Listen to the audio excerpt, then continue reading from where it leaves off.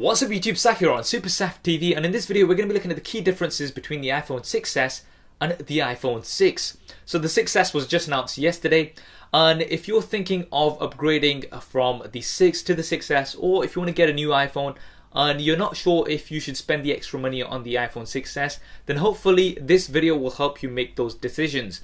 Now, initially starting off with the design, both of these phones look identically the same. There isn't a difference in terms of the design, so if you are looking for something fresh, then that's not something you're going to be getting generally with the iPhone 6s. What you will be getting is a much tougher build. So you've got 7000 series aluminum here on the iPhone 6s, and that's about 60% more durable compared to the previous model.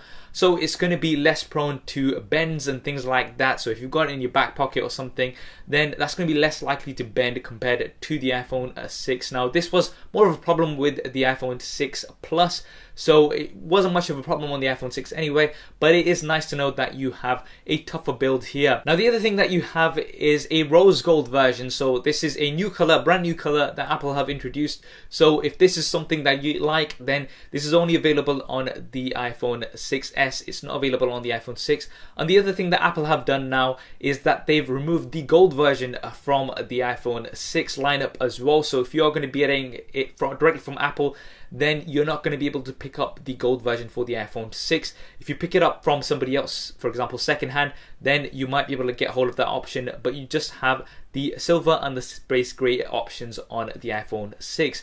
Now, because of this new build material, it does mean that the iPhone 6s is slightly bigger, 0.2mm in terms of the height, 0.1mm in terms of the width, and 0.2mm in terms of the thickness too. So ever so slightly bigger, so not something you're really going to notice. And it's also 14 grams heavier, so overall slightly larger and heavier because of that 7000 series aluminum. Nothing major really. I don't think you're going to be noticing that much of a difference. Now, in terms of the screen sizes, you've got 4.7 inches here on both, the same technology, but you do have 3D touch. So this is Force Touch, and this is a pressure sensitive display on the iPhone 6s. This is not something that you've got on the iPhone 6, and it's going to allow you to have some more features which we'll be talking about a little bit later. It's also a slightly tougher screen because you are going to be pushing down on that screen much more, so it is also slightly tougher compared to the iPhone 6. In terms of the resolution, exactly the same, 1334 by 750, 326 ppi pixel density. So if you are looking for a 1080p display or something, that's not something you're going to find on the 6s. It is exactly the same resolution, and all of your apps will work straight away on to the iPhone 6s from your iPhone 6. So that's not something that you're going to have to worry about, but you're not going to be getting any upgrade in this area here. One area where you will be getting an upgrade is in the internals. So you now have the A9 processor compared to the A8. And you've also got the M9 motion core processor, which is now embedded compared to the M8 processor, which was separate. Now, this is going to be a little bit more efficient. We're not sure about the clock speeds or how many cores this new processor is. I believe it's going to be triple core compared to the dual core processor, but this is not yet confirmed, so can't fully comment on that as yet. But Apple have said that the CPU is 70% faster compared to the 6, and the GPU is 90% faster compared to the 6. So overall, a much faster device, no doubt about that. And if you do want to future-proof your phone and be using it for a longer period of time, then the 6s is definitely going to be the best option here, because it is going to be much smoother and much faster going forward. In terms of the RAM, you've got 1GB on the iPhone 6. On the 6s, they've not specified how much RAM you have on here.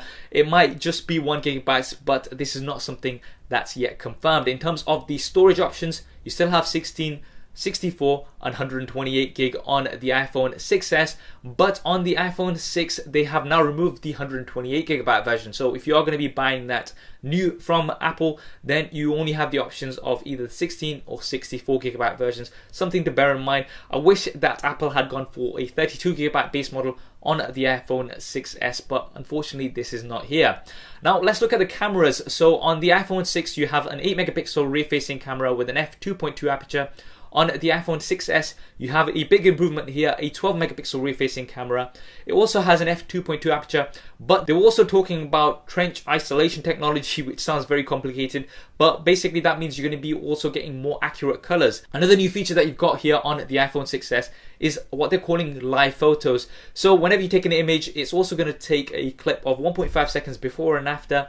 And if you want to go ahead and have a look at some of your images later on, you can just tap and push down harder on these, and it's going to show you a short clip, so a short 3-second clip that it's going to show you of those images, so really capturing those moments. A new feature that's not available here on the iPhone 6. In terms of video, you've got a massive improvement here as well. You've got 4K video recording on the 6s. This is not something that you've got on the iPhone 6. So you're going to be getting much more crisp detail in your videos, which is definitely nice to see. And also an improvement in slow motion. You've got 1080p at 120 frames a second, and you've got the same at 720p at 240 frames a second. So if you don't want to be taking some 1080p slow motion, then this is another advantage that you've got here on the iPhone 6s. In terms of the front-facing cameras, you've got 1.2 megapixels on the iPhone 6. You've got 5 megapixels on the 6s. So definitely a big improvement here for those selfies. So if you're somebody that takes a lot of selfies, then the 6s is definitely going to be more of a compelling option for you.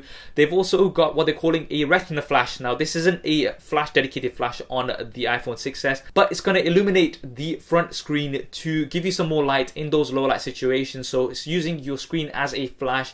This is something that's not available on the iPhone 6. So if you are taking some low light selfies, once again, the iPhone 6s is going to be a bit more advantageous. Now in terms of the operating systems, you've got Apple iOS 9 on both of these, and you're going to be getting the latest updates.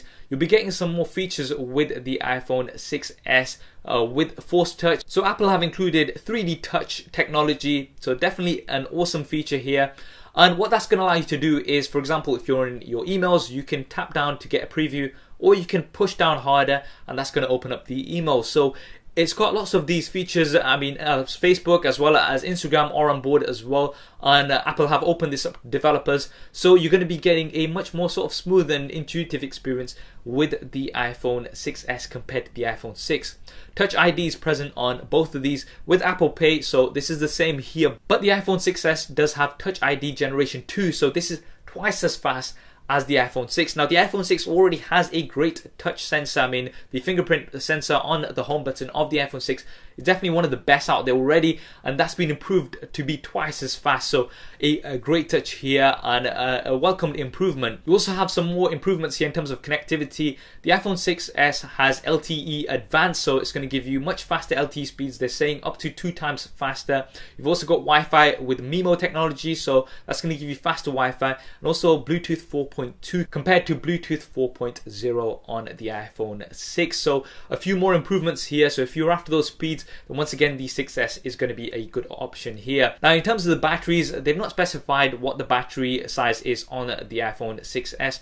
On the iPhone 6 is 1810 milliamps. I'd expect it to be roughly about the same, maybe a little bit more or maybe a little bit less because of that 7000 series aluminum. Because it is reinforced, maybe they didn't have enough space, but I would expect slightly better usage on the iPhone 6s because you've got the A9 processor with the embedded M9 processor too. So this is going to be a little bit more efficient going forward. So that is something that I would expect. Roughly about 10 to 15% more is what we expect year on year in terms of the battery improvement. Now finally, looking at the pricing and availability, the iPhone 6s is going to be coming in at the same launch price that the iPhone 6 came in at. So these are the prices that you can expect. You can pre-order this on the 12th of September and it will be released on the 25th of September. So that's when you're going to be able to get your hands on it. Now with the iPhone 6, they have lowered the price. So if you're going to be buying it directly from Apple, you're going to be paying roughly about $100 less compared to the iPhone 6s. So which one should you go for? Now in my opinion, if you've got the iPhone 6 already, then you have to bear in mind that this is an incremental update. It is an S model, it's not a fresh design or anything like that. So I would advise that you stick to your iPhone 6 if you can live without these additional features. Now some of these additional features, in particular Force Touch and those cameras, this is definitely something that you might want to upgrade for. So if you are somebody who takes a lot of video, you want 4K video, and you also want your better images as well as 5 megapixel selfies, then the iPhone 6s might be a compelling option for you. And if you can afford to do that upgrade, then this might be nice. Now if you're thinking of getting a new iPhone altogether, I would definitely recommend going for the iPhone 6s because it is $100 more, but for those $100 you are getting some great features and some features which will make your phone last a lot longer as well. So I definitely recommend going for the iPhone 6s. I mean, if you are on a budget and you can find an iPhone 6 secondhand for a lower price than what you're going to be paying to Apple, then that might be an option for you. But I would definitely recommend going for the new model because it is just a $100 difference. What do you think of the new iPhone 6s? Do you think it's a good improvement over the iPhone 6? Do drop me a comment below and let me know your thoughts. I hope you enjoyed this video and found it useful. If you did, then please do hit that thumbs up button for me. It really does help me out. And if you haven't already, then be sure to subscribe to the channel because I'm going to have hands-on coverage of the iPhone 6s as soon as it's released, including camera samples, which I know you guys like to see. So make sure you have subscribed. You can see my previous related video here in the annotations, and you can also stay in touch with me over social media. The links will be there. Thanks for watching. This is Saf on Super Saf TV. I'll see you next time.